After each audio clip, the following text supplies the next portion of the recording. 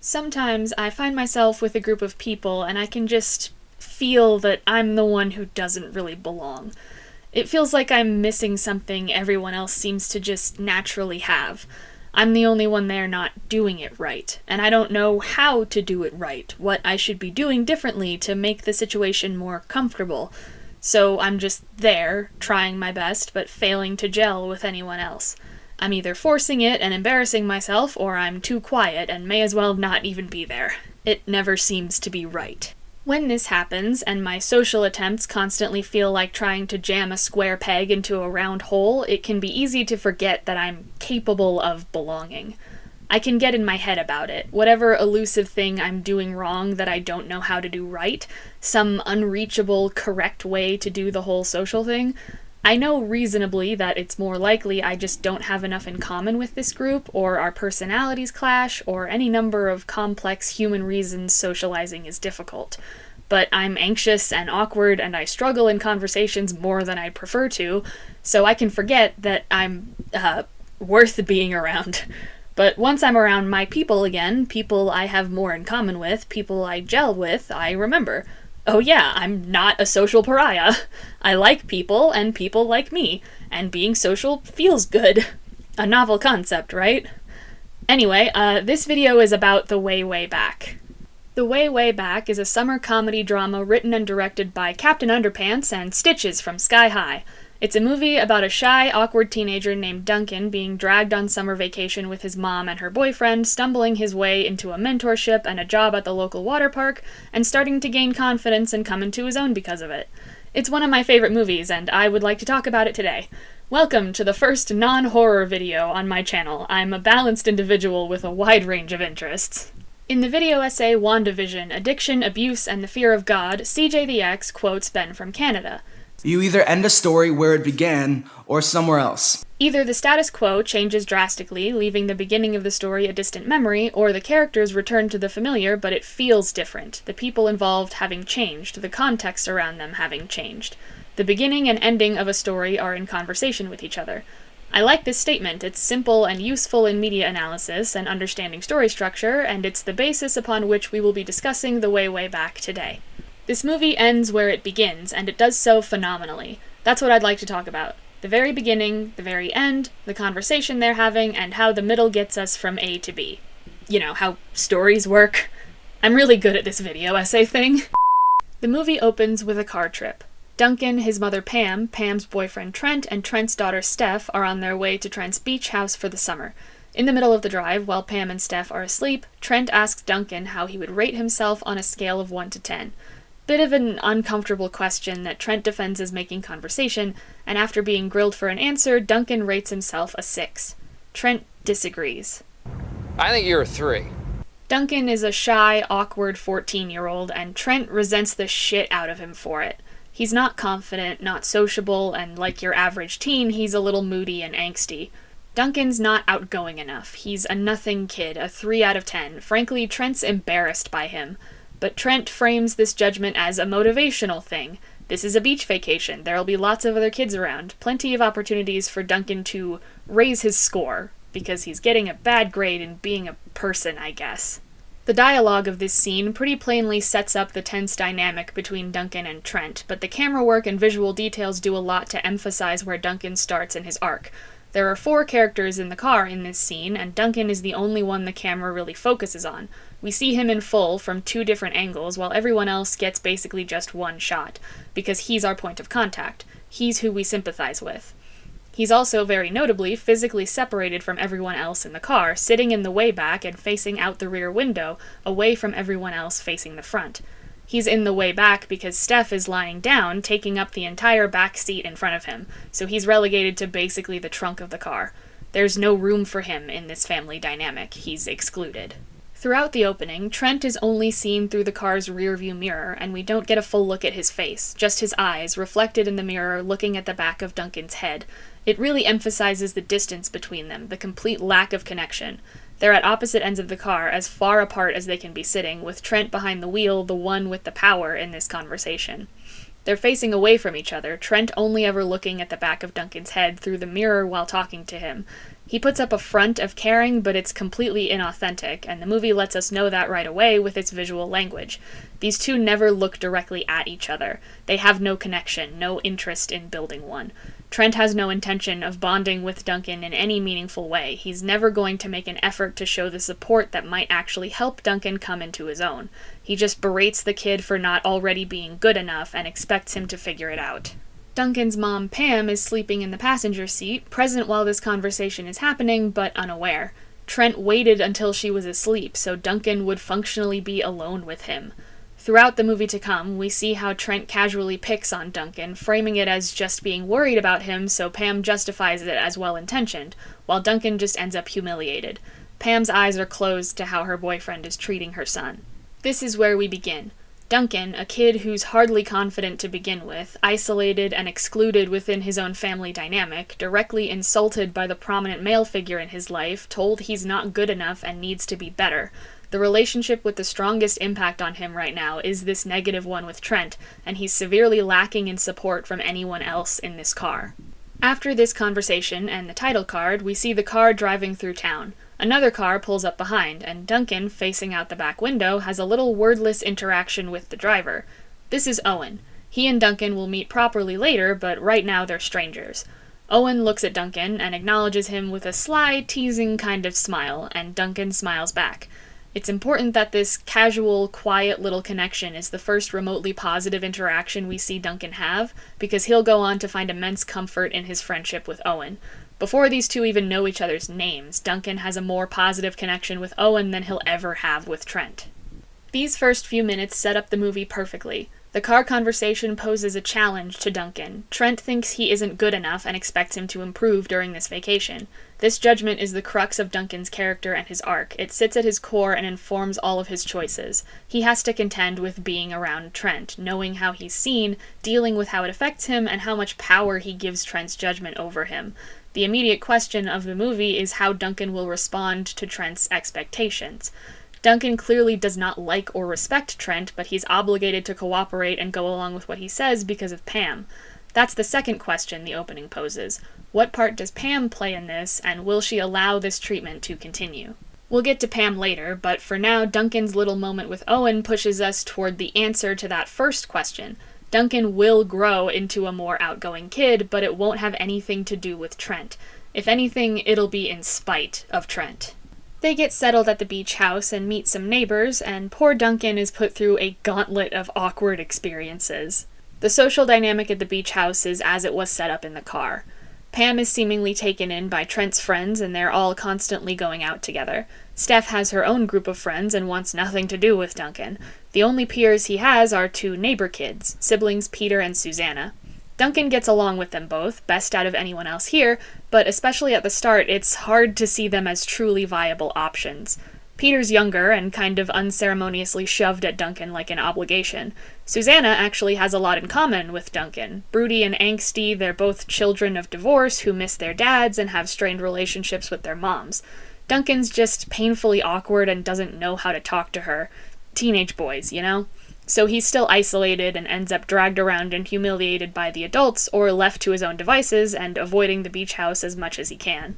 With nothing to do, he ends up exploring the town and crossing paths with Owen, properly this time, at a pizza place where they talk about Pac-Man.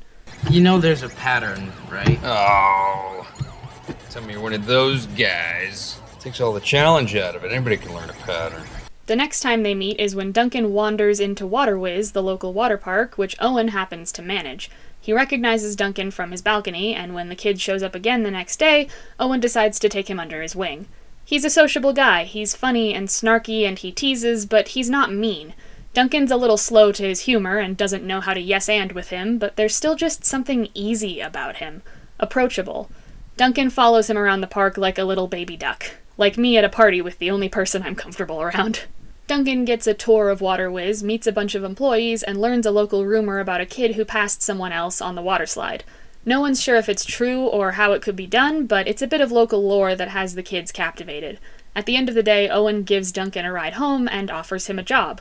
No interview or anything, just, hey, you want a job? Because he sat around the park looking awkward and aimless.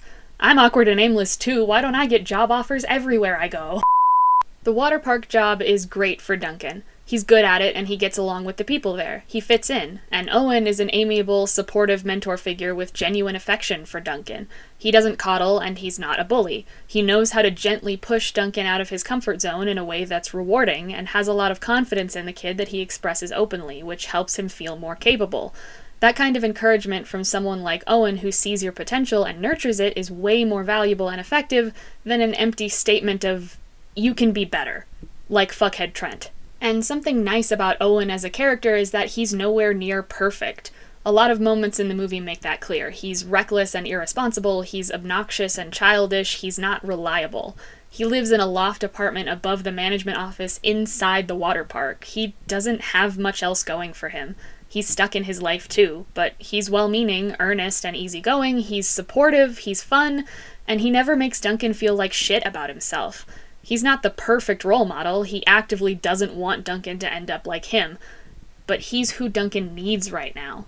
While Duncan's finding fulfillment at Waterwiz, tensions are growing back at the beach house as it becomes increasingly clear that Trent is cheating on Pam. Duncan sees it, and Pam sees it too, and one evening after Trent is caught in an obvious lie, Duncan blows up. Do something, Mom. You know what's happening. He's sleeping with her. Do something about it. Pam, throughout the movie, has been trying her best. She very clearly loves Duncan, but she's been in a hard spot since the divorce, trying to shield him from the knowledge that his dad doesn't actually want anything to do with him. She's been with Trent for almost a year at this point, wrapped up in her relationship with him and unintentionally leaving Duncan in the dust.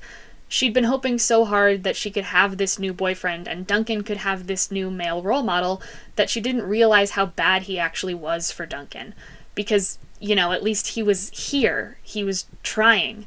I think she didn't want to believe it for a while, until this vacation when she started to see more of his true colors and realized how much his personality clashes not just with Duncan's, but with her own. Well, I don't think it matters. If it didn't matter, they wouldn't put it in the directions. It's Candyland, Trent! Pam thought Trent had everyone's best interests at heart, but he only ever cared about his own, and everyone else conforming to them. Here, when the tension between her, Trent, and Duncan finally boils over, she knows her son is right, but she's scared to face it. There's an implication that her ex-husband cheated on her too, and the idea of it happening again and losing another relationship over it scares her enough that she just sits in it. She wants to believe that Trent is better for her and Duncan than he is, so he gets away with treating them both like shit. So even though Pam knows Duncan is right, even now, she can't bring herself to stand up for him or herself. After the blow-up, Duncan runs off. Susanna tries to give him some company and comfort, and when he misreads the vibe and tries to kiss her, he runs off again. Taking Peter, he goes to Waterwiz, the only place he can find a little solace. It turns out there's a party going on, and the boys stay all night. At sunrise, on top of the water slide, Duncan confides in Owen. He doesn't feel welcome or comfortable anywhere else. The water park is the only place he's happy, and he wishes he could stay. It's the only place he can be away from Trent. He asked me what I thought I was, on a scale of 1 to 10. He called me a 3. Who says that to somebody? Somebody who doesn't know you. Owen gets it. His dad was like Trent, and he assures Duncan that whatever shit Trent tries to shove at him is his own problem, not Duncan's. It's not really about him. It's worthless. As much as Owen understands, though, he also very much doesn't want Duncan to end up like him. He likes having the kid around, but doesn't want him to end up stuck there. Calling back to the first conversation they had about Pac-Man, Owen reiterates his disdain for patterns. He doesn't want Duncan to follow a design someone else laid out for him. He shouldn't live based on Trent's expectations or anyone else's, and he shouldn't try to follow in Owen's footsteps either. He needs to go his own way. And you, my friend, are going your own way. Duncan should be himself, unapologetically. That's how Duncan grows throughout the movie. His personality doesn't change. He doesn't become some effortlessly cool, charismatic guy, and he doesn't become a carbon copy of Owen. He never gets less awkward. He's still a dorky kid. He just owns it. He gets more comfortable with himself because he finds people who like his authentic self and don't make him feel lesser for it. He sees his own worth reflected in the people around him. When he goes home, he finds Pam, Trent, and Steph packing up to leave. They're going to start over, clean slate everything, and try to make it work this time. That requires going home, cutting the summer short for everyone. Duncan tries to convince his mom to stay, but she can't. They say their goodbyes to their neighbors, and, you know, at least we know Pam made a genuine friend in Betty. Pam, darling, look me in the eyes right now. You should leave Trent for Betty. You should kiss her on the mouth. Listen to me, Pam, you need to get gay with it. Duncan gets a kiss, which is fine or whatever. He and Susanna always understood each other, and she was really the only person outside of the water park he had that with. That's why Susanna's the only one who knew about his job there. They spent a day there together. Susanna always liked him. They're both just broody and awkward and don't know how to navigate each other. Their kiss is whatever, I get why it happens, but I like them as friends. Anyway, they pile into the car and leave, and when they stop at a gas station right by Waterwiz, Duncan jumps out the back and runs off to say his goodbyes there. Pam, Trent, and Steph follow, and this is where they find out what he's been up to all summer, that he's had this whole other life here and none of them knew about it. We've heard the rumor of a kid passing someone on the water slide. We saw some kids try it earlier, so naturally Duncan's goodbye is just that. He's gonna try to pass Owen on the slide. A crowd draws to watch, including Pam, Trent, and Steph, and they go for it. The camera stays outside the slide tube, panning down and giving us crowd shots, and when they come out at the bottom, Duncan's in front. He did it. We don't get to know how, because the how isn't the point. It's about just doing it, trying it, even when you're not sure what the outcome will be, taking a chance and seeing for yourself. Don't die wondering, man. Duncan at the beginning of the movie wouldn't have tried. He introduces his mom to Owen, who's delighted to meet her. Naturally, he loves her kid and hasn't heard a bad thing about her. Pam is pleasantly taken aback, still adjusting to this new information about her son. Then Trent shoves his asshole way into the conversation, annoyed by Duncan's stunt, and Owen steps in front of Duncan protectively. Oh, you must be Trent. I'm Owen. I'm a good friend of the three. Owen doesn't make a big scene or anything. He just throws Trent's words back in his face and basically corners him. Like, yeah, I know what you said. You still feel like a big man treating this kid like that while I'm here? Try me. There's nothing Trent can do or say here without looking even worse. Owen shuts him all the way down simply by being in Duncan's corner. And every single time I clap and cheer and scream and throw myself off a cliff because it makes me emotional. Duncan says his goodbyes and a really sweet thank you to Owen, and I take a bite out of a shard of glass to deal with my feelings. Then he leaves with his mom and the others. At the very, very end of the movie, it looks like they're driving down that same stretch of road from the beginning. Visually, things are the same. Trent in the driver's seat, Pam sitting passenger, Steph taking the whole back seat for herself, and Duncan facing away in the way back. But we see Pam thinking, mulling over everything that's happened and what she saw at the water park, and she makes a choice. She climbs over the seats, ignoring Trent's protests, and sits herself in the way back with Duncan. And the movie ends, them sitting together, going back home. It's a flawless mirror to the beginning of the movie. We're back where we began, but the dynamic has shifted. Instead of the painfully unconfident kid trapped with Trent, no one around to stick up for him while he was blatantly insulted, his mom blind to the effect her boyfriend was having on him, now Duncan is comfortable enough in his own skin to know that anything Trent says to him from this point on is worthless. The guy doesn't respect him now, he never will, but Duncan knows his own worth now. He knows he's capable just the way he is, and he's worth defending and loving and encouraging. That's what Owen did for him, and no one can take that away. And Pam, who began the movie asleep in the passenger seat, has her eyes open now. She's fully aware, she sees who Trent really is, how bad he is for her and her family, and she sees her son clearly for the first time in a long time. And she loves him so, so much.